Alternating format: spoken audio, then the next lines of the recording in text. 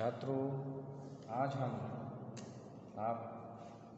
आपके समक्ष कुछ सूक्त वाक्यों को लेकर प्रस्तुत हुए हैं। इन सूक्त वाक्यों के विषय में आज हम चर्चा करने जा रहे हैं। इनके विषय में जानना परम आवश्यक है, क्योंकि इनको जानकर ही इनमें छुपे हुए अर्थ को हम जान सकते हैं।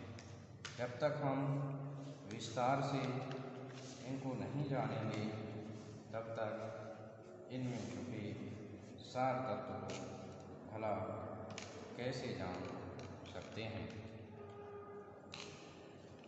तो आज का हमारा ये विषय है कि इन सूक्त वाक्यों को समझें और इनके विषय में विस्तार से जानें। पहला सूक्त वाक्य है कि हिंदी हमारे राष्ट्र की अभिव्यक्ति का सरलतम स्रोत है। छात्रों, इस हिंदुस्तान में अनेक प्रकार की भाषाएं बोली जाती हैं, परंतु वे सभी भाषाएं इतनी वैज्ञानिक नहीं हैं जितनी कि वैज्ञानिक हमारी हिंदी भाषा है। और जिसको सीखना भी अत्यंत सरल है, इसको बोलना, इसका प्रयोग करना भी अत्यंत आसान है। हम अपने दैनिक जीवन में अपने भावों एवं विचारों की अभिव्यक्ति के लिए हम निश्चित रूप से इस भाषा को सीखते हैं।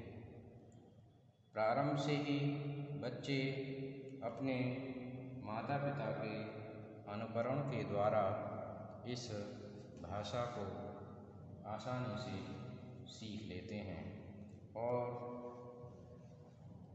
मानक रूप में भी इसको सीखना अत्यंत ही सरल और आसान होता है। इसका सबसे बड़ा कारण है कि इसकी वर्णमाला अत्यंत वैज्ञानिक है और इसमें अत्यधिक शुद्धता और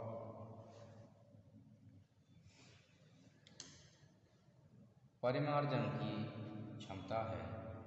इसलिए इसका प्रयोग करना, इसको सीखना बहुत ही आसान हो जाता है। अगला बिंदु है कि बाधाएं व्यक्ति की परीक्षा लेती हैं। छात्रों, जब हम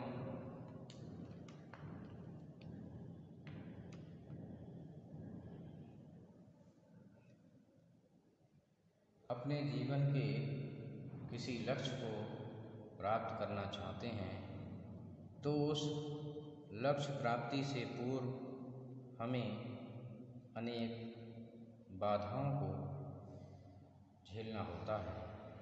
अनेक बाधाएं, अनेक अवरोध, अनेक कठिनाइयाँ, अनेक परेशानियाँ हमारे जीवन में आती हैं, परंतु व्यक्ति इन बाधाओं को पार करते हुए, इन समस्याओं को झेलते हुए जो आगे बढ़ता है, वह सफल होता है। एक प्रकार से ये बाधाएं हमारे जीवन की परीक्षा लेती हुई प्रतीत होती हैं।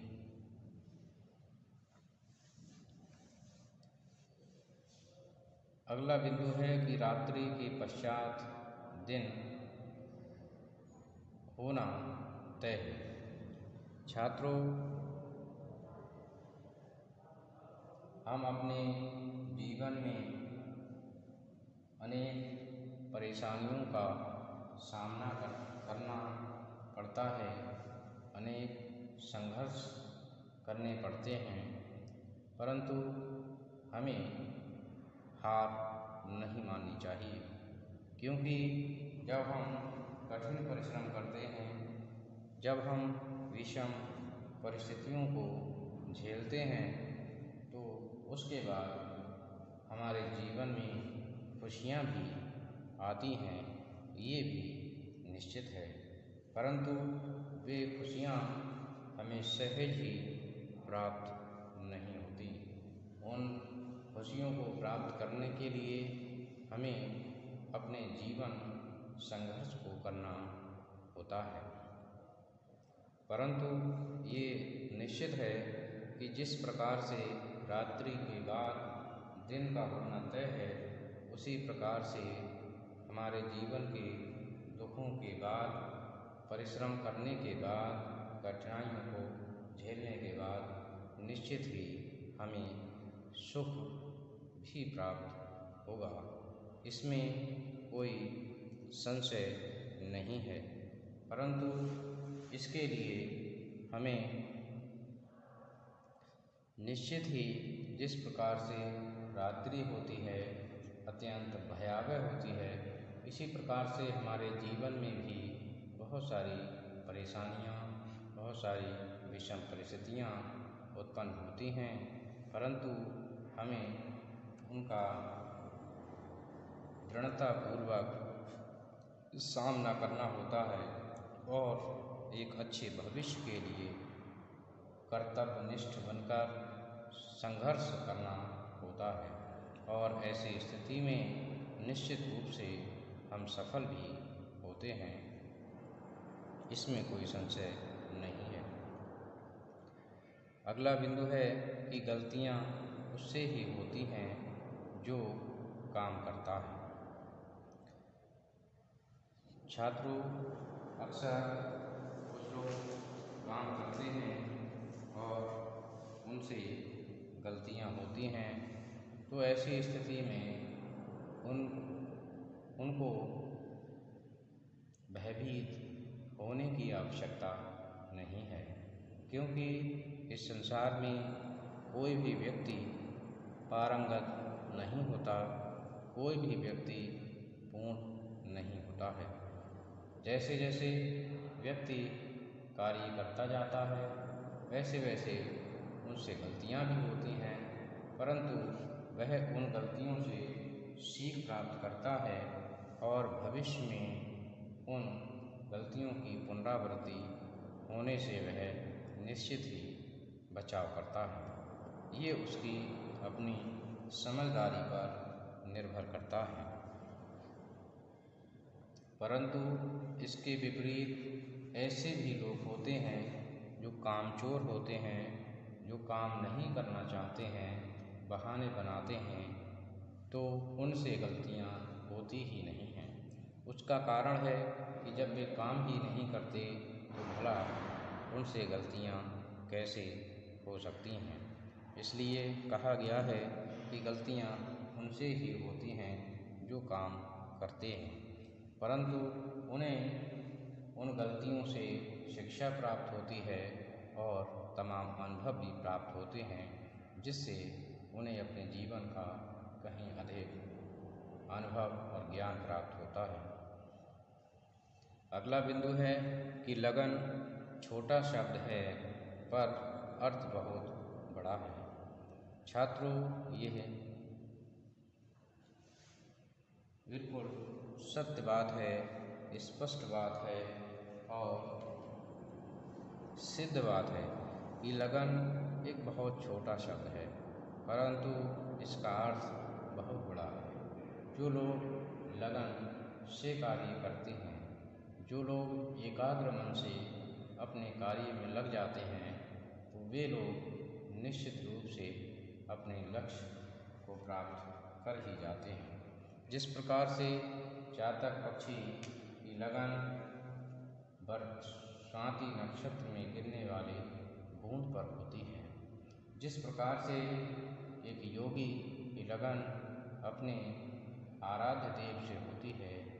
जिस प्रकार से एक वीर योद्धा की लगन अपने शत्रु को पराजित करने के लिए होती है, उसी प्रकार से हर व्यक्ति को अपने अपने क्षेत्र में लगन से कार्य करना चाहिए। और जो व्यक्ति लगन से कार्य करता है वह निश्चित रूप से अपने लक्ष्य को प्राप्त कर लेता है, इसमें किसी प्रकार का संशय नहीं है। तो इसलिए ऐसे तमाम उदाहरण दिए जाते हैं, तमाम बातें कही जाती हैं कि उस व्यक्ति ने कई बार परीक्षा दी पर हर बार वह